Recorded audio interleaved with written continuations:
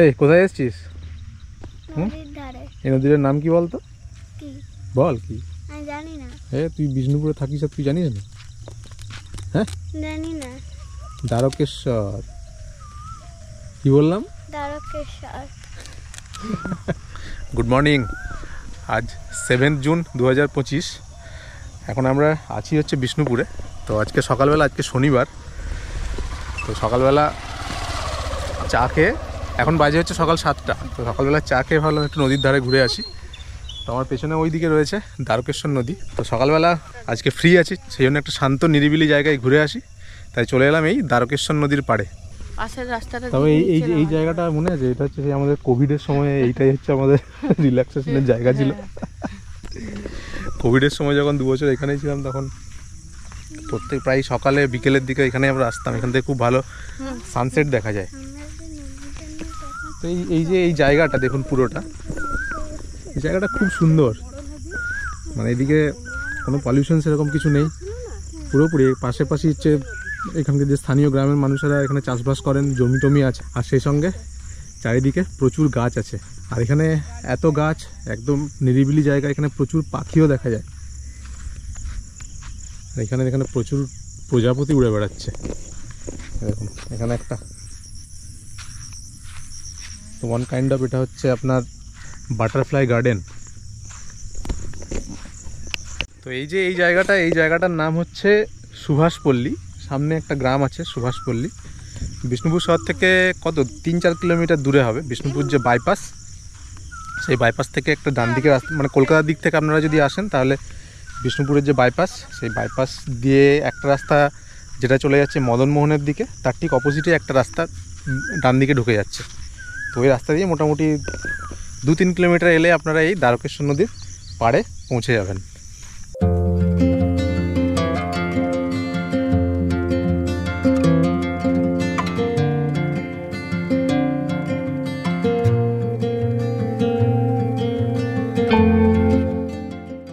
সাধারণত এই যে দ্বারকেশ্বর নদী, এই দ্বারকেশ্বর নদীতে বর্ষাকালেই জল বেশি থাকে, অন্যান্য সময় জল কমে যায়। আর এই দ্বারকেশ্বর নদী আপনার রূপনারায়ণে গিয়ে মিশেছে। এই দ্বারকেশ্বর নদীর যে উল্টো দিকে, সেই উল্টো দিকে একটা ছোট্ট গ্রাম আছে, এবং ওখানে আরেকটা জায়গা আছে, যে জায়গাটার নাম হচ্ছে ষাঁড়েশ্বর। তো ওখানেও একটা শিবের মন্দির আছে। তো এই সময় ধরুন ওই এপ্রিল মাসের মাঝামাঝি সময়, চৈত্র মাসের শেষে ওখানে গাজন হয়, এবং সেটাও কিন্তু এই বিষ্ণুপুরের এই যে এরিয়া, এর একটা বিখ্যাত জায়গা, এবং এই যে গাজনটা, সেটাও কিন্তু বিখ্যাত।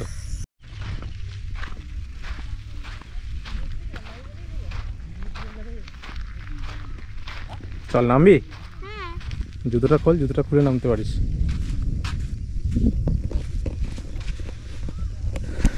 তো এই হচ্ছে দ্বারকেশ্বর নদী, এখন তো জল একটু কম রয়েছে। বর্ষার পর হলে এগুলো পুরো একদম ওই অবধি জল চলে যায়। যেখানে ওই ঘাসগুলো দেখতে পাচ্ছেন, ওই অবধি জল চলে যায়।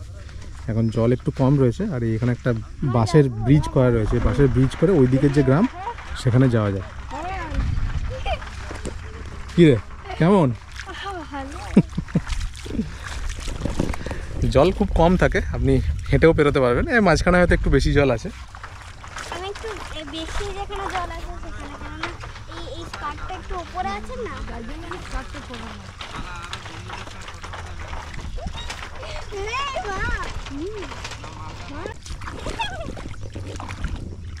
এটা ফান হচ্ছে, তো ফান হচ্ছে না, আমি নামবো না। তোরা নাম, না তোরা নাম, তাহলে ঠিক আছে।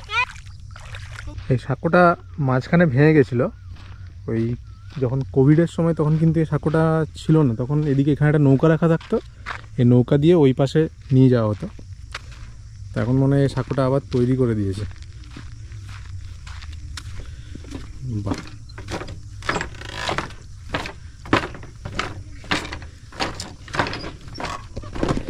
বাঁশের সাঁকো এসব তো আজকাল আর দেখাই যায় না। ছোটোবেলায় তো বিভিন্ন যেসব নদী টদীগুলো হতো, তখন দেখতাম এরকম সাঁকোই করা আছে, যেটা দিয়ে বাইক, কিছু কিছু সাঁকো আছে যেগুলো দিয়ে বাইকের সাথে সাথে গাড়িও পেরোয়। আছে দ্বারকেশ্বরের ওই পাশে এখনও কিছু সাঁকো আছে যেটা দিয়ে পেরোয়, বাট সেটা অবশ্যই রিস্কি। এই সাঁকোটার উপরে কিন্তু দারুণ লাগছে। বহুদিন পর এই বাঁশের সাঁকোর উপর দিয়ে হাঁটছি। আর এই হচ্ছে দ্বারকেশ্বর নদী। এক্সিলেন্ট, দারুণ। কিরে বাঁশের ব্রিজের উপরে কি এর আগে কখনো হেঁটেছিস কি? হ্যাঁ, তাহলে এটা তোর প্রথমবার, তাই তো? হ্যাঁ, নিচে তাকালেই মনে হচ্ছে আমি পড়ে যাব। নিচে তাকালে মনে হচ্ছে পড়ে যাবি।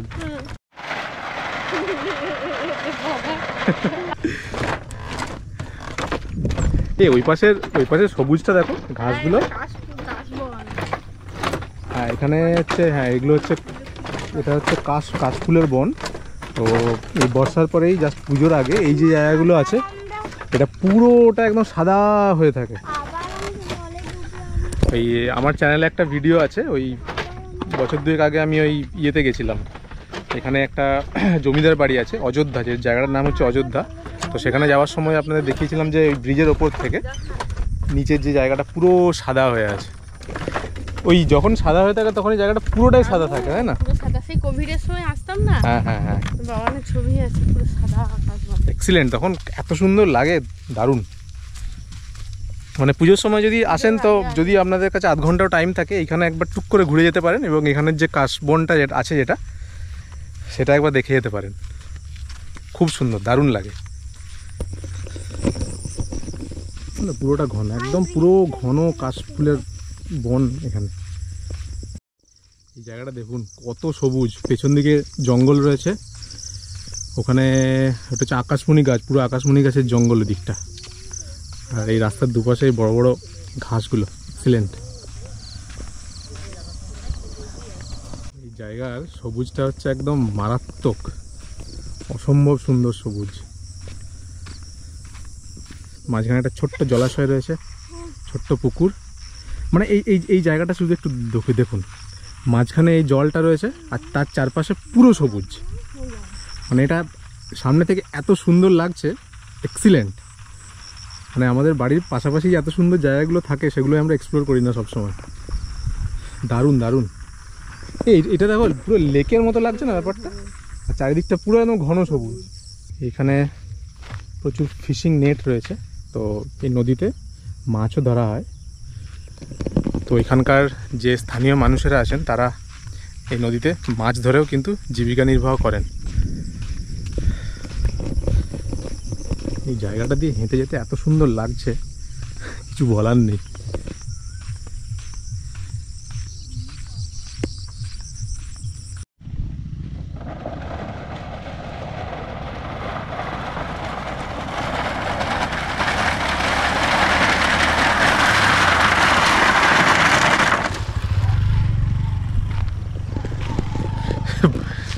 বাইকগুলো যখন আসছে তখন এত জোরে শব্দ হচ্ছে মনে হচ্ছে ব্রিজ ভেঙে যাবে। কিসের এটা? পটলের ক্ষেত নাকি? ওই যে দেখুন এখানে পটল ধরে রয়েছে, ওই দেখুন পটলের ক্ষেত। আর এগুলো হচ্ছে কাকরোল, এখানে এখানে ধরে আছে। এটা হচ্ছে কাকরোল আর ওইদিকে রয়েছে ওইটা হচ্ছে পটল। এখানে দেখুন পটল ধরে আছে। চল তোল, কোন একটা তোল। এই তো তোল না, তোল এখানে, এটা তোল, এটা তোল সামনে, ওইটা তোল, ওটা সামনে আছে। তোল তোল, দু হাত দিয়ে টেনে তোল, দু হাত দিয়ে ধর, আস্তে আস্তে দু হাত দিয়ে ধরো। না টেনে না হয়, বোঠায় টিপ দাও, বোঠায় টিপ দাও, এইভাবে। এই যে দেখেছো, বোঠাটা একটু লতের কাছে টিপ দেবে, তাহলেই তুলা হয়ে যাবে। চল এটা অন্য একটা জায়গা থেকে এইটা তুলতে চল, ওইদিকে চল, কাছাকাছি যেগুলো আছে চল, কাছে দেখছি, চল কাছে যাও। এই পটলের খেতে আমি প্রথমবার আসছি এরকম ডিরেক্ট একদম। বোঠায় টিপ দেবে, বোঠায় টিপ দিলে ভেঙে যাবে।